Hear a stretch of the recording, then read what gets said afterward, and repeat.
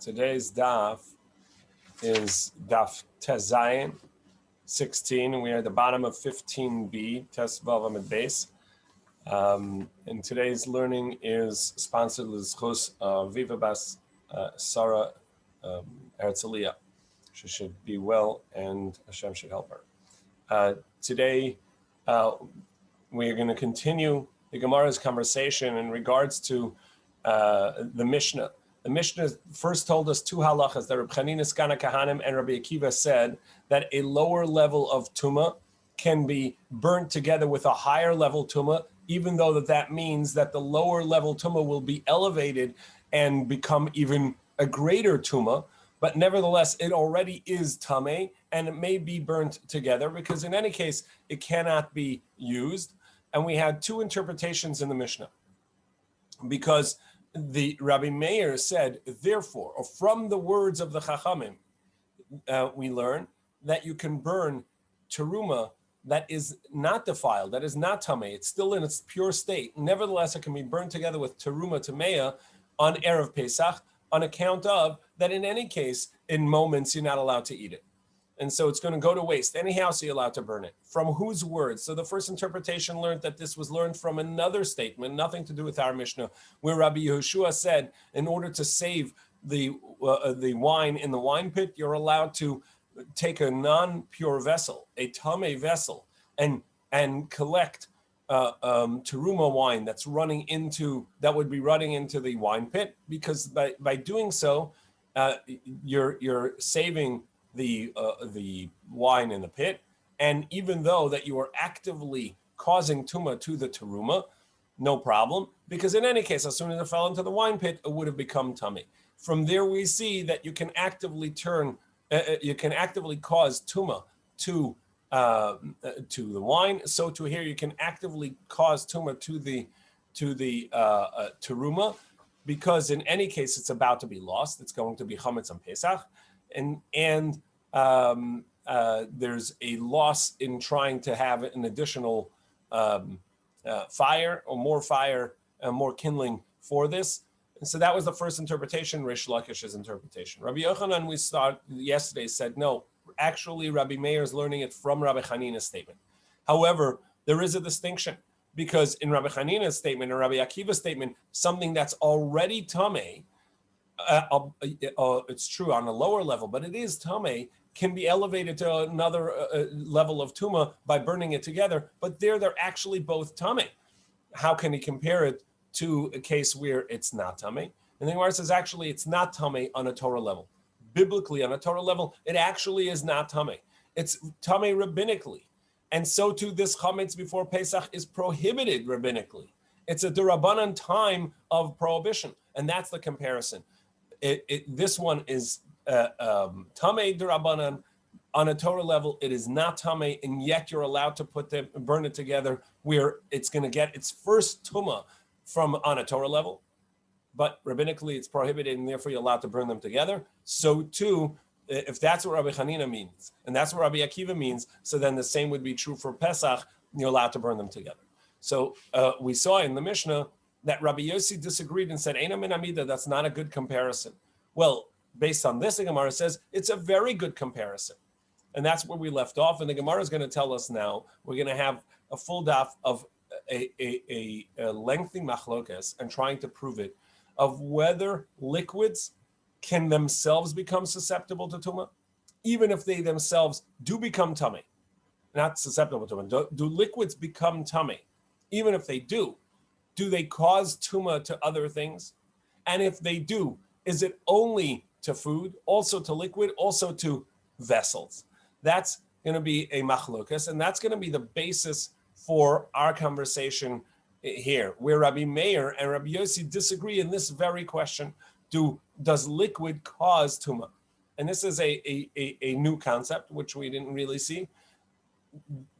We saw, because actually earlier we saw that in one opinion, the two meats that Rabbi Chanina Skana Kahanim is talking about is that they become tameh through, even though food may not be able to cause tumah to food. We saw three versions of that, three opinions. If food cannot cause tumah to other food at all, or it cannot cause tuma to mundane food, but it can to teruma and kachim, or in between, it can cause tuma to kachim and not teruma. But either way, food may not be able to cause tuma to food, and the Gemara answered that there's a liquid medium. And here we're going to get into a four-way machlokas, really, whether liquids are not susceptible to tuma, they'll become tummy themselves. Even if they become tummy, they may not cause tuma to other things or to some other things. And the basis of this is actually the verse in the Torah about produce susceptibility to tuma. We've seen this many times, that in order for produce, in order for foods to become susceptible to tuma, they have to have a liquid have become wet. And the Torah says that if the produce became wet, then it is susceptible to tuma. In particular, the Torah says that when a sheretz, a dead rodent or whatever it may be, comes inside a vessel that has food in the vessel, and it says, Mikola ochel asher yechel, all food that may be eaten, asher yavo olav mayim, if water comes upon it, yitma, it will become tamei, and the meaning there may be that it will make tuma. So water will make it tamei. It means once water came on it, and then it says, "V'chol mashke asher yishaseh," and any that will be drunk will be had as a drink. B'chol kli, inside any vessel, yitma, will become tamei. And here too, maybe only makes tuma, doesn't become tamei itself, but makes tuma. It can cause the susceptibility for tuma. If it's so the question of how to interpret that verse, that pasuk, which says that food that water comes upon becomes tamei, and any liquid which is in a vessel becomes tamei. How to interpret that verse? Yes, Mike. If it's l'ratzon.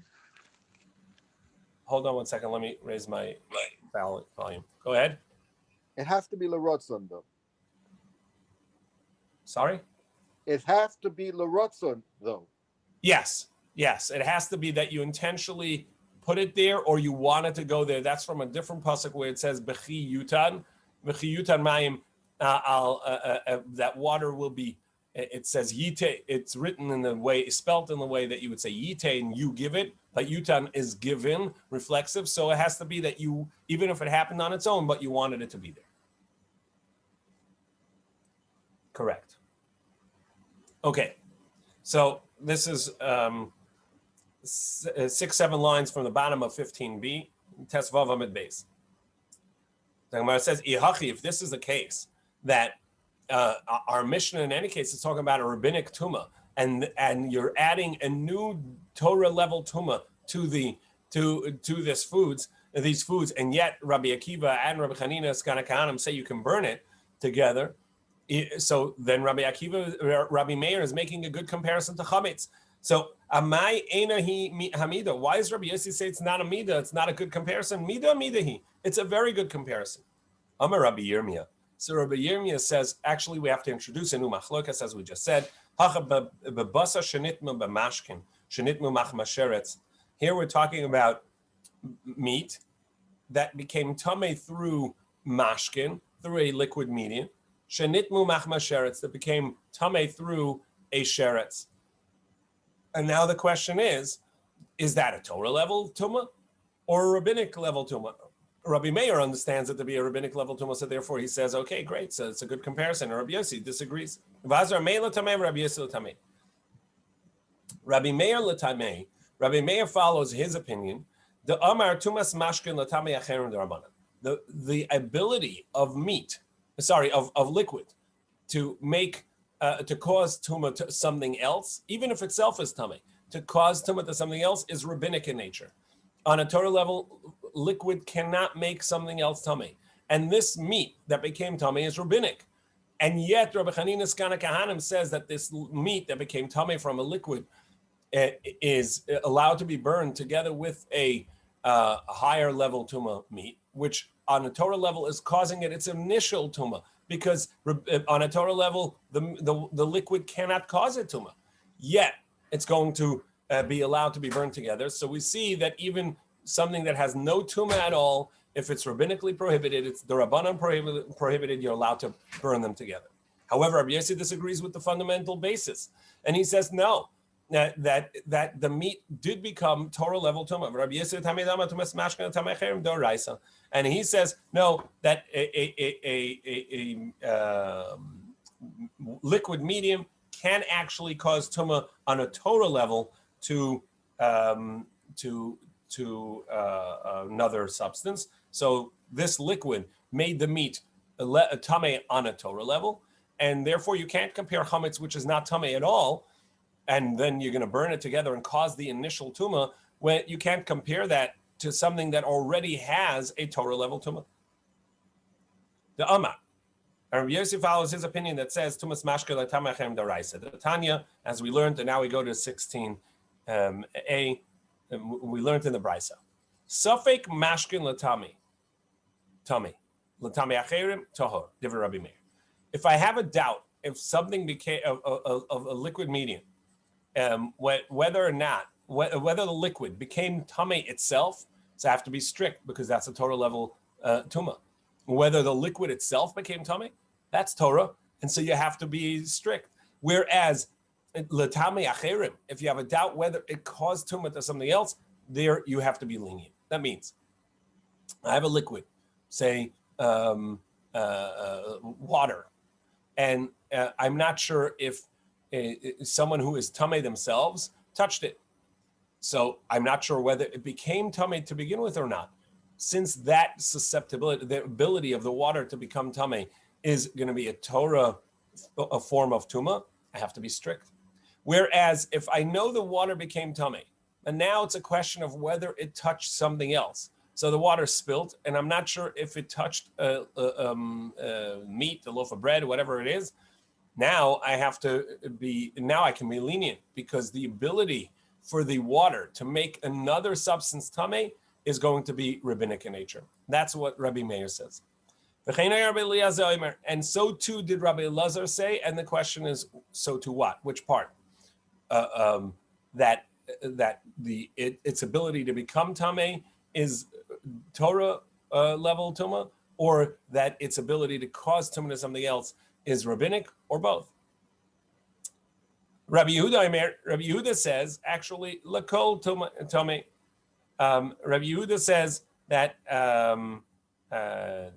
if there's a doubt whether it can cause tumah or not, it actually can cause tumah to everything. It could cause tumah to vessels. It could cause tumah to foods. It could cause tumah to drinks. Everything that it touches is going to be tamei. In other words, liquids can cause tumah to everything.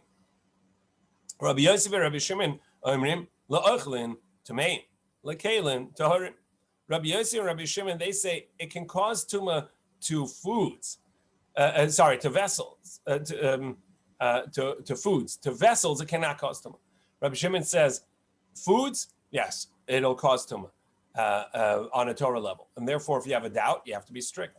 Vessels, it does not cause vessels tumah on a Torah level, only rabbinically, and therefore you can be lenient in a case of doubt. So far we have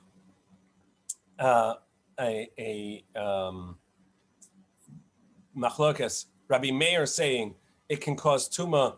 It's susceptible to tumah itself, but cannot cause tumah to other things. Rabbi Yehuda says it can become tamei itself and cause tumah to everything. Rabbi Yossi and Rabbi Shimon say that it becomes tamei itself and can cause tumah to foods, but it cannot cause tumah to vessels. And now we have Rabbi Eliezer who agrees somewhat to Rabbi Meir at least, and the question is what? The Gemara says, "V'savar Rabbi Eliezer mashkin isle tumah ba'olam." Does he even? Since we said he says the same as Rabbi Meir, seems to say that he says it's susceptible to tumah and but cannot cause tumah to something else. Is that really true? John is asking whether a liquid can cause another liquid to become tamei. So generally, we'd say liquids cause foods tamei, tumah, but over here, Rabbi Yehuda says it can cause everything tumah. So Rabbi Yehuda says it can It can cause tumah to vessels, and it could cause tumah to foods, and it could cause even tumah to wine, and we'll see to other liquids, as we'll see at the end of the daf from Chagai. So, this is precisely the question that we're at. Can it cause tumah to anything else? Only to foods, even to vessels, or perhaps it doesn't even become tummy itself. And that's what the Gemara is challenging. That Rabbi Elazar holds it doesn't become tummy at all. But time we learned Rabbi Elazar Omer. Rabbi Elazar said, "Ein tumah lamashka kolikan." There is no tumah to liquids at all. Liquids do not become tummy. Teda, and I can prove it to you. Sharei Hayed Yosef ben Yezer is treda al el kamsen dachen, because Rabbi Yossi ben Yezer ish treda testified about two halachas. Halacha number one, he said that there was a particular a grasshopper called el kamsan, and this el kamsan is a kosher type of grasshopper. There are a few kosher types, and he testified that this was one that is kosher. And he also testified that the liquids that were in the slaughter area in the courtyard of the Beis Hamikdash, where they would slaughter, so basically blood and water and fluids, that they are susceptible, that they are not tummy. They are not tummy. And even though rabbinically we say that they are at least tummy, but in the Beis Hamikdash we wouldn't cause extra tumah, so rabbinic tumah did not apply. Now, in the interpretation of Rabbi Yossi ben Yezer, we had two interpretations: Shmuel and Rav. So the Gemara says we can accept that Rabbi Elazar concurs with Rabbi Meir according to Shmuel. That when Rabbi Yossi ben Yezer is Shreda testified that the liquids in the slaughter area of the Beis Hamikdash were not tameh, he meant it didn't cause other things tumah. Great. So then it really does concur with Rabbi Meir. Aval tumas hatzman yesh lehem, but it does have its own tumah, shapir. So that's a good concurrence with Rabbi Meir, and that's why it says, so too did Rabbi Elazar say. Elul Rav, however, according to Rav, the Amar the Chain Mamish, they're completely pure. Ma'ikal Meimar. How would you interpret this? So now we have, according to Rav, a fourth interpretation. We already had in the Mishnah where Rabbi Meir says everybody agrees liquid becomes tummy. Rabbi Meir says it cannot cause tumah. The other extreme, Rabbi Yehuda says it can cause tumah to everything. And Rabbi Yossi and Rabbi Shimon, they say, well, it causes tumah to other foods, but it does not on a Torah level, but it does not cause tumah to vessels on a Torah level.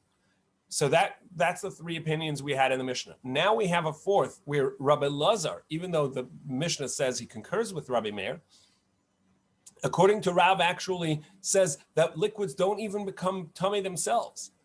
And that would be the most lenient. On a Torah level, liquids do not have tumah at all. So how do you interpret what he says, V'chein hoya Rabbi Elazar, so too did Rabbi Elazar say, like Rabbi Meir? Amar Nachman Yitzchak achada. It must be that it's going on the one aspect, on the latter part, which Rabbi Meir says it does not cause tumah to anything else. So too did Rabbi Elazar say it cannot, that liquids don't cause tumah to anything else, and that he concurred. But it says like his words, plural. The nafishi, which seems that both ideas. And besides, it says, and so too, seemingly on the whole thing. Kasha, indeed, that's a question. But nevertheless, Rav says that Rabbi Elazar did not, even though that the language of the Brisa doesn't seem to fit, Rav says that Rabbi Elazar did not even have a concept of a Torah level tumah for liquids at all. Gufa, so now we're going to have multiple questions on Rav and then on Shmuel about whether or not, according to Rabbi Elazar, there's any level of tumah at all there's any Torah tumah to liquids, or it doesn't become tumah at all. But both would agree it wouldn't cause tumah to others. So Rav Amad Achein Mamish, Shmuel Amad Achein Milatame Tumah Sachir.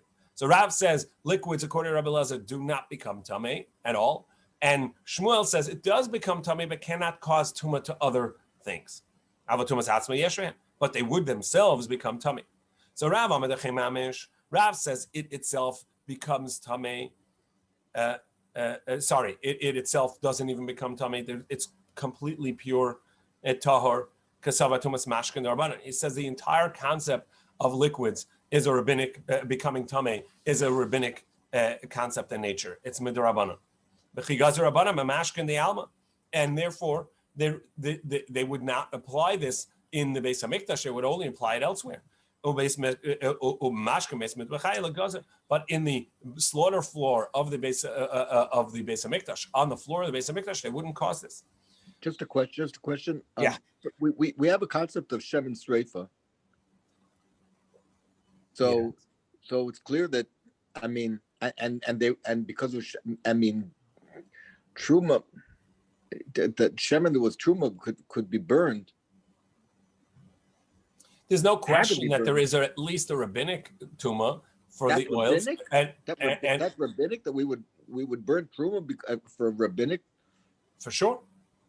I mean, what are you going to do? That is the nature of what we saw earlier, right? That there was Truma Tameya. Right, that's what I'm saying. Truma Tameya Darabanan. Yeah, so that's the one interpretation that we had in the Gemara, which was that Rabbi Akiva and Rabbi Chanina Skadakaunin are talking about rabbinic Tuma Darabanan. That was one interpretation, and you would burn it. But also, the oil could be coming from olives that were tummy, right? Yeah. And the olives themselves became tummy, and then he squeezed it. So that would be even a Torah level tuma, even according to Rabbi Laza, right? Right. Yeah. So Rabbi Laza says that. So Rav says that when Yosef Ben Yezer Streda said that in the Beis Hamikdash the liquids on the slaughter floor were tahor, it means completely tahor themselves and not become susceptible to tumah, only rabbinically. That liquids are susceptible are themselves tameh, and in the Beis Hamikdash they wouldn't cause tumah on its own. And Shmuel says, no, actually, their own ability to become tameh, they would become tameh. However, they wouldn't cause tumah to other things. But they do have their own tumah. Because Shmuel says that liquids themselves are susceptible to tumah on a Torah level. But to cause tumah to other things, that's rabbinic. And the rabbinic, the Rabbanan that the Chachamim enacted, that liquids can cause tumah to other things, they only did so outside of the Beis Hamikdash. In the Beis Hamikdash itself, Beis Mitbachai, the liquids in the Beis Hamikdash, in order not to have additional tumah in the Beis Hamikdash, they did not enact this additional tumah. And the Rabbanan didn't enact a tumah to cause other things, but for itself it has tumah. Rav Huna bar Chinana told his son, "Ki ailes lekameder of Papa." When you come before of Papa, ask him this question: Rami le mi amar Shmuel dechemel atamet tumas hacherim avatumas atza yesh lehem. Did Shmuel really say this? That the liquids themselves are tameh, but they cannot cause tumah to other things on a Torah level? Kri Khan, how is he going to read this verse? The Torah says, "V'habasar ashayiga b'chol tamei lo yiyachin." The Torah says specifically in regards to that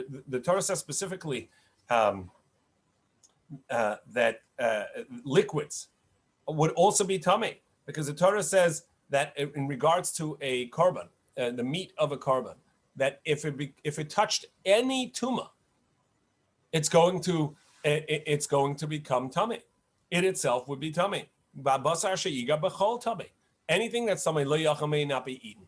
Now, if you tell me the liquids are not themselves tummy, so they can't cause tumah because they themselves are not tummy, and so even though the kosher meat touches it, it would be okay.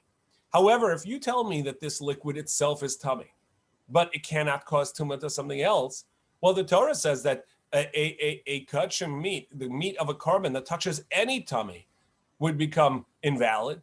And so that means even the liquid, which itself, you're agreeing, it itself is tummy, well, then this meat that touched it must become invalid, as the Torah says. Any tumah that touches a kachim piece of meat would render it invalid. So that's a good question. Amar Rav Shisha Bereid Ravidi. Rav Shisha Bereid Ravidi said, that's not a really good comparison and not a good question. Why? Midi de hava Ravi b'kodesh. Because everybody agrees that whatever becomes tameh from something else besides from metal, in regards to a tumah of a deceased person, everything becomes a lower level tumah. And we said that what touched the primary becomes a first. What touches the first level tumah becomes a second. And beyond that, for teruma, there's a third level. And for kachim, there's a fourth level, and that's it. And in the introduction, we said that anything that it itself can become tameh, but cannot cause tumah to something else, is no longer called tameh, it's called pasul, invalid. It becomes tameh itself, but it can't cause tumah, so it itself is called just pasul, invalid. That means a second level for mundane things, a third level for teruma, and a fourth level for kachim. They all cannot cause tumah to something else, but they themselves became invalid, susceptible, and on account of them becoming tameh. So you already have such a concept that something itself is tameh, but can't cause tumah to something else. And when the Torah says that the meat of a kachim, the meat of a korban that touched something else, is going to be bechol tameh, it touches anything tameh, will become itself invalid, must be talking about something that still has the ability to cause tumah to something else. So this is not a new thing that we find that something itself becomes tameh but can't cause tumah to anything else. So Rav Shisha Bereid Ravidi said, it's true, that's what the simple reading of the pasuk is, but there's a limit. It doesn't go on forever and ever. There's a limit, and each level of tumah, each type of tumah, there is a limit to how far it'll go. And then there is something that it itself becomes tameh but doesn't cause tumah to anything else. Maskefla Rav Ashi, so Rav Ashi challenges, said, that's not a good comparison. Ravi b'kodesh le'ikri tameh. That's why we don't even call it tameh. It's just called pasul, invalid, because it cannot cause tumah. But over here, you're saying that this itself is tameh. It's a primary source of tumah. It touched the primary source. So if it's tameh, it can still cause tumah. We don't find that anywhere, that something itself became tameh from the primary and doesn't cause tumah to anything else. Hi, ikri tameh. This is called tameh, kasha. So that is a question. Tashama. We're going to try and prove it from another place. The primary source that we talked about before, where the Torah says that if a sheretz comes inside a vessel that has food in it, the sheretz will cause the earthenware vessel tumah, and the vessel will cause the food inside of it tumah. V'chol mashke asher yishaseh, or any liquid that would be had as a drink, b'chol kli, inside a vessel, yitma, will become tameh. So it says yitma, it'll become tameh. So the Torah seems to clearly say liquids do become tameh. So we're going to have to explain, according to Rav's interpretation of Rabbi Elazar, ma yitma hichshir. Yitma means it causes foods to become tameh. And this is a concept that we know already, that liquids, every food has to have a liquid, has to have become wet from a liquid before it becomes susceptible to tumah. That means you harvested grains, you can have a whole silo full of grain, and tumah touches it, and it's not susceptible to tumah because it has to be b'chiyutan mayin, al zara. It has to be that water came onto the seed, onto the food, like it says over here in the beginning of this very verse. And it says, any food that will be eaten, that water had come onto it, yitma, become tameh. So the requirement is that water come on it. And here, the end of the verse says, not only water, any other liquid as well. And even if the liquid was inside a vessel, as we're about to see. The Gemara says, wait, the beginning of the verse already tells us food that water came upon, it can become tameh. Why do I need another part of the pasuk to tell me that liquids cause food to become tameh? Well, not cause tameh, they cause them to become susceptible to tumah. They're not susceptible to the tumah until such time that liquid comes upon it. And the end of the pasuk is really reaffirming what the beginning of the pasuk said. The beginning said, food that water had come on can become tameh. And now it says, and any liquid that's in a vessel can cause tumah. And that's the way Rav Elazar is going to interpret the pasuk. The liquid can become tummy, meaning it can cause other foods to become tummy by making it susceptible. It already says at the beginning. So Gemara says there's a distinction. Chad b'telushin, chad b'mechubar. One is to tell you when it's attached to the ground, and one is to tell you that even if it's already detached from the ground. And I need both of these psukim.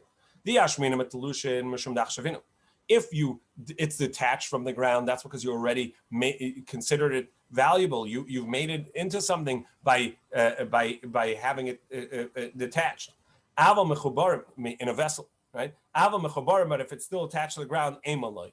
Perhaps it doesn't cause susceptibility to tumah. Tani mechubarim, v'itani mechubarim, and if it only said when it's attached to the ground, meaning it's still in the ground, mishum dekaime beduchtayu, because they're in their place, chashivi. So that's why it is important. Aval telushin emaloi. But if it's in a vessel detached, perhaps it would not cause. It's not susceptible to tumah. It doesn't become susceptible to tumah this way.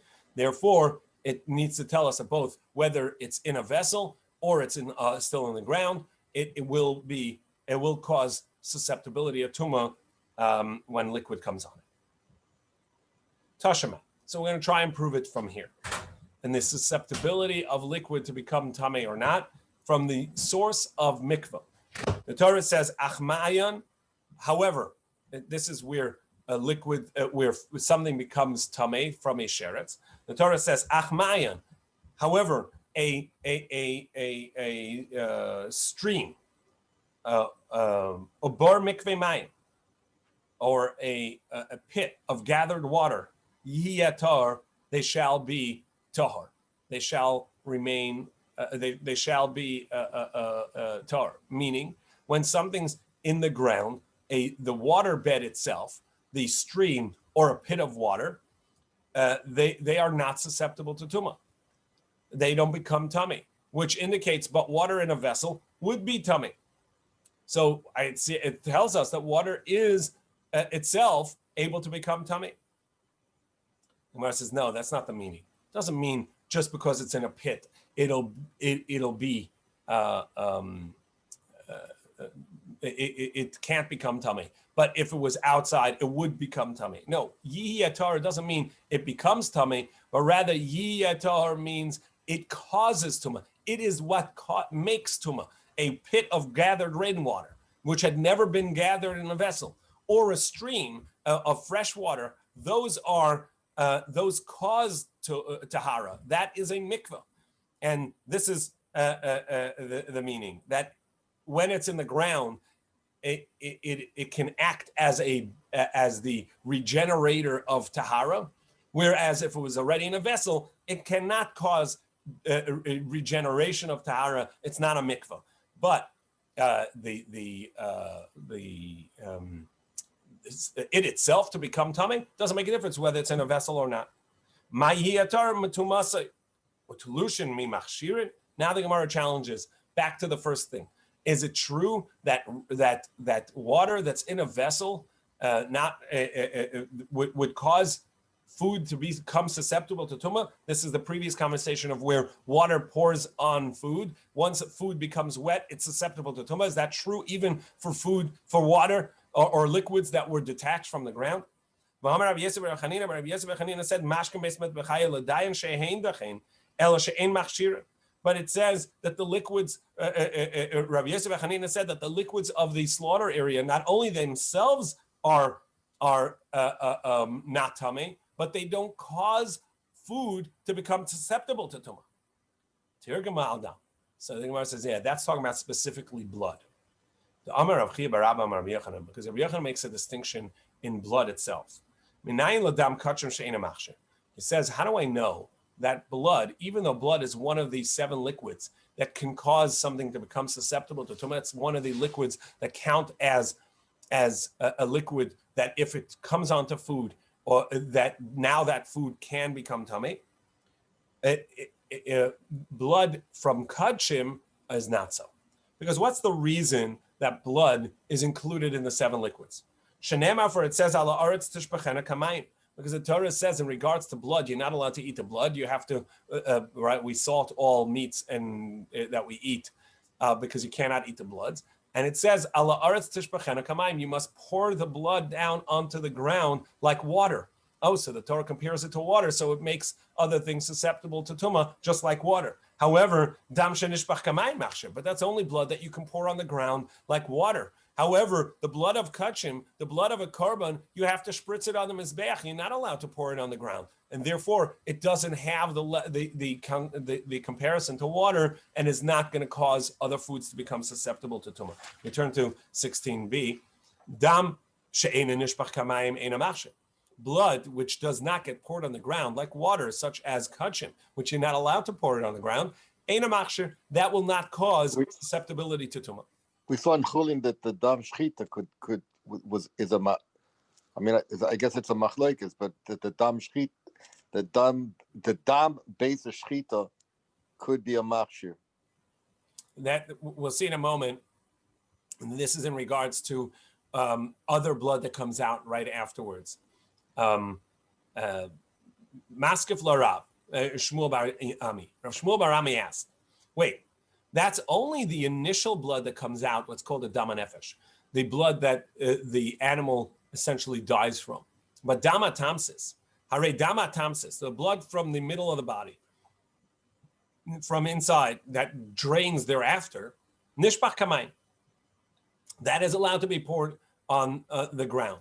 And the reason for that is because the blood that gets spritzed on the mizbeach is the blood that the soul of the animal comes out with, that the animal dies with. But the rest of it does not get thrown on the mizbeach, spritzed on the mizbeach, and therefore that does not have the halacha of being like water, and yet the eina machshir. And yet we say it's not going to cause susceptibility to tumah. Well, yeah, that's true. But that even in non-kachim doesn't cause susceptibility to tumah, because it's not compared to water at all. Because the Torah says the dam chalolim yishteh, the blood of the deceased, it drinks, and it has to be the blood that causes the death. Now, Kibli Minei, and the Gemara explains, Kibli Minei Rav Shmuel Bar Ami the Amar Rachmana, the Torah said, Rak Chazak Lebilti Achol Adam. The Torah says, be strong and do not drink the blood. Ki Hadam Hu Anefesh, because the blood is the soul.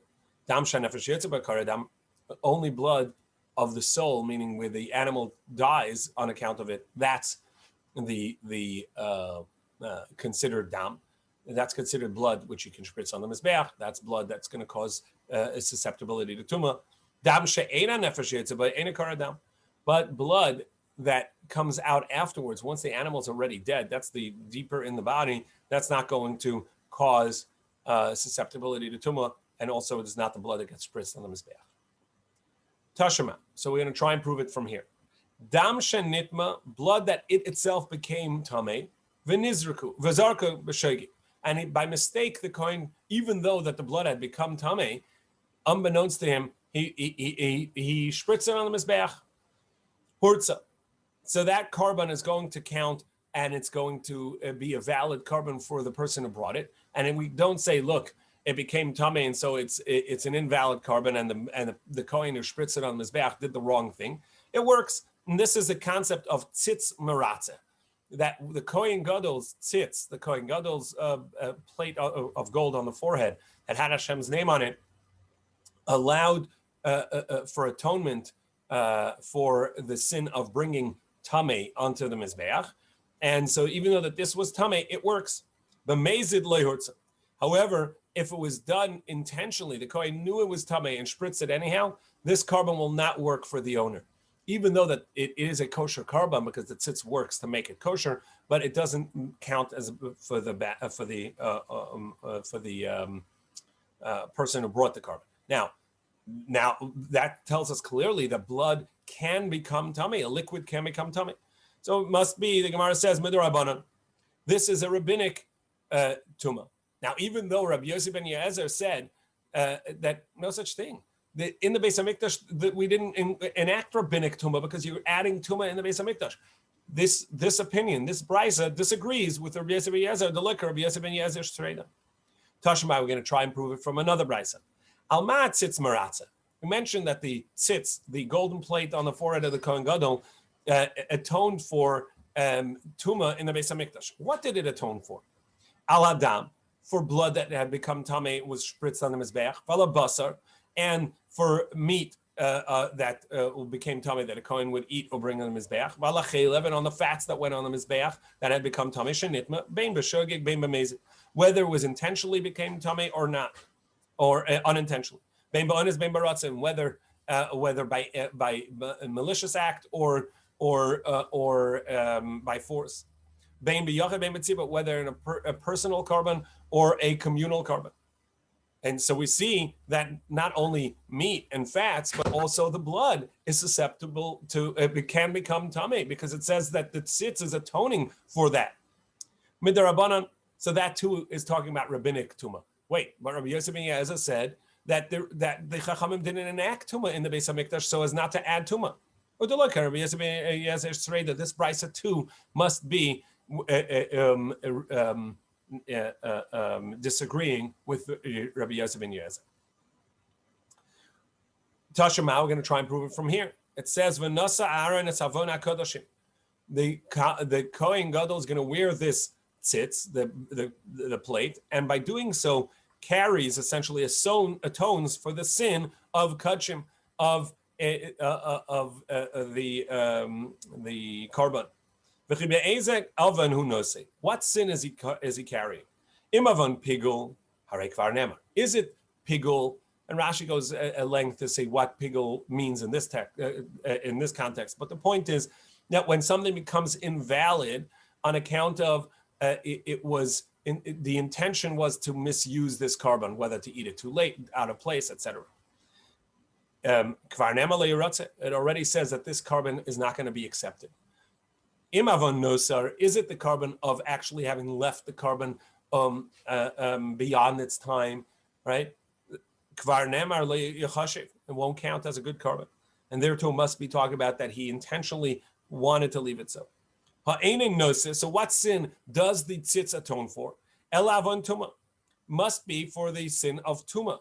Shehutra mechlala betzibur. Which why tuma? Because tuma, we find a leniency in regards to tuma. That if there was a communal carbon, communal tuma, that the majority of Am Yisrael or the majority of Kahanim are tummy, then the carbon can be brought even in tuma. So since in a communal tuma, we see that there's a leniency with the carbon, so too here, we're going to be there's going to be a leniency, and the tzitz is going to atone for that. My lav tumas dam. Wouldn't you say that includes the tumah of blood? Amar papa le tumas kamatzim. No, it doesn't mean the blood, because the blood is usually what atones, what affects the carbon by spritzing on the mizbeach.